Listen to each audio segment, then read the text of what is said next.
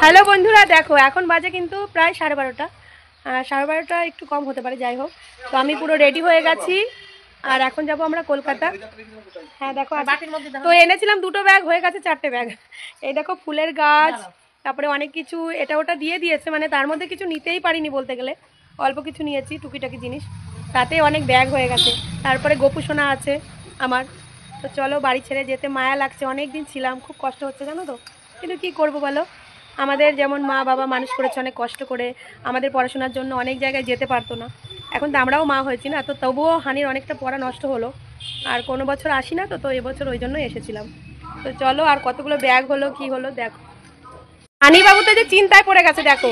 হ্যাঁ মা, হানি বাবু চিন্তায় পড়ে গেছে, আমার দিনমাকে ছেড়ে চলে যেতে হচ্ছে। দেখো হানি চিন্তায় পড়ে গেছে তোমার জন্য।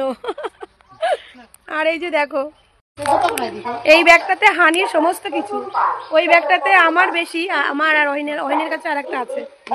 আর এত বমি পায় না আমার, তার জন্য আমি মুখে একটু চাল নিয়েছি, চাল মুখে দিলে নাকি বমি কম হয়।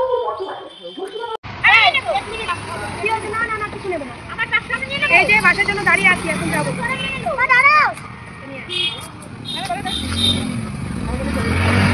এই যে বাজারে দাঁড়িয়ে আছি, মাও দাঁড়িয়ে আছে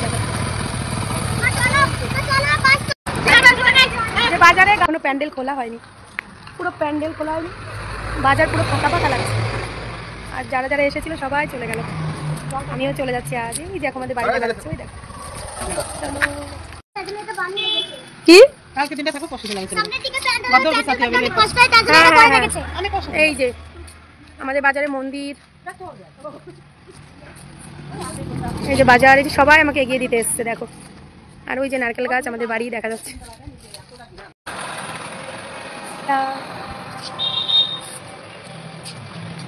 দেখতে দেখতে কতগুলো দিন আমরা কাটিয়ে দিলাম বাড়িতে, আর এমনি করে দিনগুলো দেখো শেষও হয়ে গেল। কখন যে কিভাবে যে একটা সপ্তাহ কেটে গেল বুঝতেই পারলাম না। তো আমরা চলে এসেছি কৃষ্ণনগর স্টেশন, সেখান থেকে পুরো টিকিটটা কেটে নিল একদম মাঝেরহাট পর্যন্ত। যেহেতু আমরা মাঝেরহাট পর্যন্তই যাব, তারপর ওখান থেকে আর কি ট্যাক্সি করে আমরা বাড়িতে ফিরবো। এইদিকে হানি তো ট্রলিটা আমাকে কিছুতেই দিচ্ছে না, আসলে ও তো ওটাকে ট্রলি ভাবছে না, একটা গাড়ি ভাবছে। তো সেই গাড়িটাই ঠেলতে ঠেলতে আর কি যাচ্ছে। তো এইদিকে ট্রেনটাও ঢুকে 3 নম্বর প্ল্যাটফর্মে দাঁড়িয়ে আছে। তো তার জন্য আমরা আর ওভারব্রিজটা পার হলাম না, এখানে যেহেতু ট্রেন এখন আসছে না, তো তার জন্য এখান দিয়ে আর কি যাচ্ছি।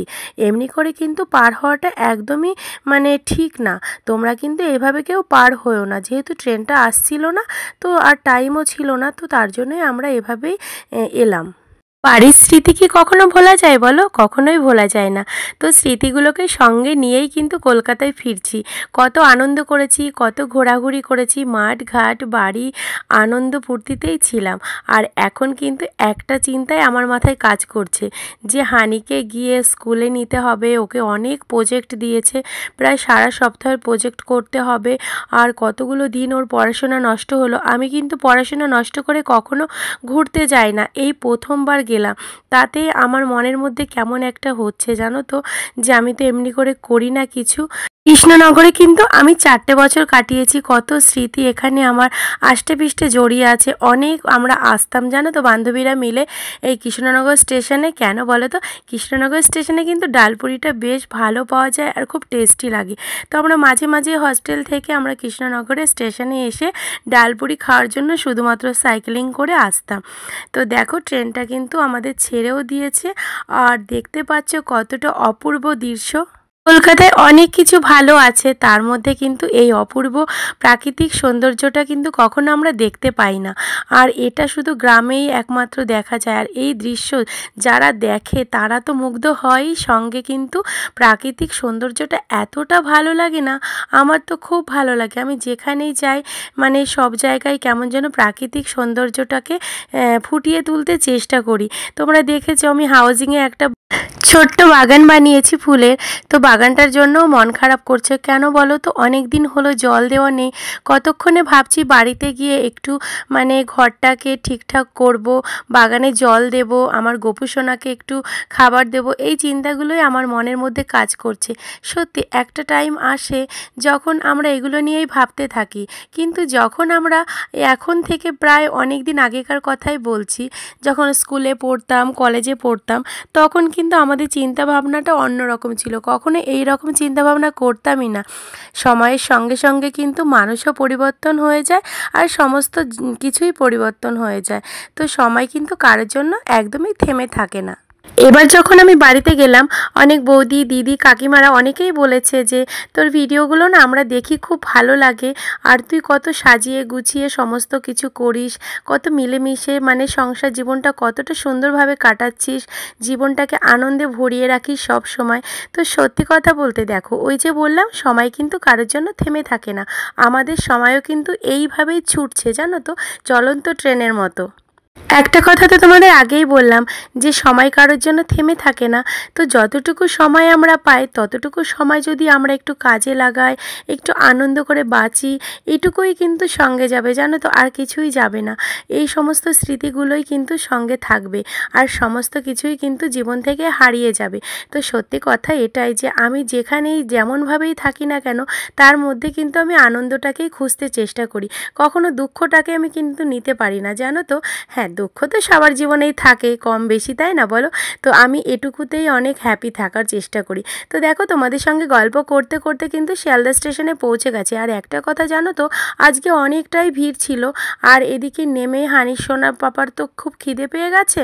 তো ওর পাপাকে বললাম একটা স্যান্ডউইচ কিনে দিল, আর এদিকে ও একটু কফি খাচ্ছিল, আর আমাকে বললো খেতে। আমি গোপু সোনাকে সঙ্গে নিয়ে এসেছি। হ্যাঁ, চা কফি খায়, আর পেয়ারা টেয়ারা এগুলো খেলে খায়, তাছাড়া বাদবাকি কিছুই খায় না। আর গোপু সোনাকেও প্রসাদ দিয়ে নিয়ে এসেছি। তো সত্যি আমি এখন তো 2 ছেলের মা, এটা আমাকে মানে মাঝে মাঝেই সত্যি গর্বে বুকটা ভরিয়ে তোলে। আর গোপুকে না সঙ্গে আনলে এখন আর সত্যিই কিছু ভালো লাগে না। এদিকে আমি একটা জিনিস লক্ষ্য করছিলাম সে তখন থেকে, যে এই কাকুটা দেখো কতটা বয়স হয়ে গেছে, ভিক্ষা করে খায়, জানো তো। এটা দেখে আমার খুবই কষ্ট হচ্ছিল। আর ওই যে বলেছি, আমাদের দুজনের মনই কিন্তু সেম সেম, জানো তো। আমি তো ওকে কিছু বলিই নি, আমার মনের দুঃখটা ও কী করে বুঝতে পেরে যায় সেটাই বুঝি না। ও কিন্তু কাকুটাকে অনেক চেষ্টা করলো কিছু কিনে দেওয়ার, খাওয়ার। তো কাকুটা কিছুতেই কিছু খেলো না, বলল বাবা তুমি আমাকে কিছু টাকা দাও। তো ও হয়তো 50 টাকা দিয়েছিল, ওটাই ছিল ওর কাছে, আর খুচরো ছিল না। তো আমি ওকে বললাম 100 টাকা দিতে পারতে। বললো আবার কখনো আসবো, দেখবে এরা থাকে, তখন আবার দিয়ে দেবো। এই যে আমাদের দুজনের মনটা যে এক না, এটাই আমার ভাবতে গর্বে বুকটা ভরে যায়। এতটাই মানে আমাদের মধ্যে ভালোবাসা না, আমাকে ওকে কিছু বলতে হয় না, ওকেও আমাকে কিছু বলতে হয় না। আমরা দুজনাই দুজনের মনের কথা কিন্তু একদম মুখ বুজে বুঝতে পেরে যাই। যত দিন যাচ্ছে ততই কিন্তু অহিনের প্রতি আমার ভালোবাসা, শ্রদ্ধা সমস্তটাই বেড়ে যাচ্ছে। ওই যে কিছুই কিন্তু শেখাতে হয় না, কিছু বোঝাতেও হয় না, জানো তো। মানুষের ব্যবহারেই মানুষ তার ভালোবাসাটা ঠিক পেয়েই যায়। ভগবানের কাছে আমি এটুকুই সবসময় প্রার্থনা করি, আমার এই ছোট্ট সংসারে যেন কারোর নজর না লাগে। ঠাকুর, আমি ডালে ভাতে যেন এইভাবে আমার স্বামী সন্তান নিয়ে খুব ভালো থাকতে পারি, এইটুকুই প্রার্থনা। তো দেখো, শিয়ালদা স্টেশন থেকে আমরা বেরিয়ে যাচ্ছি। আমরা এখন বজবজ লাইনে যাব, আর ওখান থেকে মাঝেরহাট ট্রেনটা ধরবো। আমার তো ব্যাগ তো দেখতেই পাচ্ছ, এই ব্যাগটাতে শুধু ফুলের গাছ, জানো তো। জানি না কতটুকু কি বাঁচাতে পারবো। এমনিতে একটু নেশা গাছ টাছের প্রতি। তো বাড়িতে অনেক গাঁদা গাছ ছিল, মানে কাকিমাদের। তো কাকিমা একটু গাঁদা ফুলের ডালটা কেটে কেটে দিয়েছিল। আর আমাদের বাড়ির জমিতে যেহেতু পটল গাছ হয়, তো আমি কাকুর কাছ থেকে বললাম, কাকু আমাকে 4-5টা পটলের চারা দিয়ে দিয়েছে। আসলে এগুলো সবই শখের বশে লাগানো, জানো তো। এগুলো সব বাড়িতে গিয়ে লাগানো হবে। আর এদিকে আমাদের ট্রেনটাও দিয়ে দিয়েছে। আর হানি দেখো সমানে টলিটা নিয়ে খেলা করছে, কোনো রাস্তাতেই ও একটু থামলো না। এটাই আমার রাগ হয়ে যাচ্ছে। বারে বারে ওকে বকা দিচ্ছি যে এতটা ভিড়ের মধ্যে পাপা ওইদিকে যেও না, কোথায় হারিয়ে যাবে। আর দুদিকে মানে দুটো ব্যাগ, হাতে টলি, ওখানে ব্যাগ। তো অহিনী ধরছে, মাঝে মাঝে আমিও ধরছি, এইভাবে অল্টারনেট করেই ব্যাগগুলো নিচ্ছিলাম। তারপর ট্রেনটাও চলে এলো। আর এখন আমরা বাড়িতে কতক্ষণে পৌঁছাবো সেই চিন্তায় আছি। বন্ধুরা, ভিডিওগুলো করতে না অনেক কষ্ট হয় জানো তো। রাতের পর রাত জেগে এডিটিং করা, কখনো কখনো হয়তো ঘুমই হয় না। এতটা কষ্ট করি শুধুমাত্র আমার সমস্ত কিছুই তোমাদের দেখানোর জন্য, তুলে ধরার জন্য যে আমি কেমনভাবে জীবনটাকে কাটাচ্ছি, তোমরাও যাতে খুব ভালোভাবে জীবনটাকে কাটাতে পারো। তো এতটা কষ্ট করি শুধুমাত্র তোমাদের জন্য। লাইক কমেন্ট করে দিও, শেয়ার করে দিও।